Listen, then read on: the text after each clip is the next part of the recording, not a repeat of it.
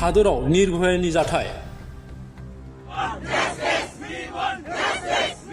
गिबियावनो जिनाहारि बिनि उनाव खास्रि बिस्रि बुथारनाय। सोनाब बंगनि कलकातायाव सासे आइजो डक्टरखौ जिनाहारि खालामनाय आरो बुथारनाय जाथाय जादों।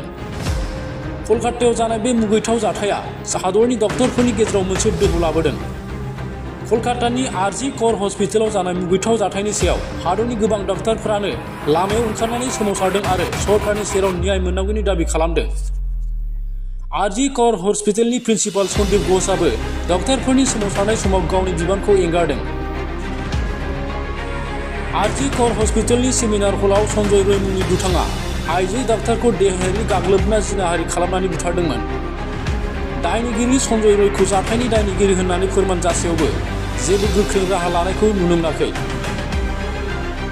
जाथायनि दायनिगिरि सन्जय रयखौ गोख्रों साजा होनो आरो जाथायनि सायाव नायबिजिरनो केलकाता हाइ कर्टआ सिबिआइनो गथायनानै होबाय।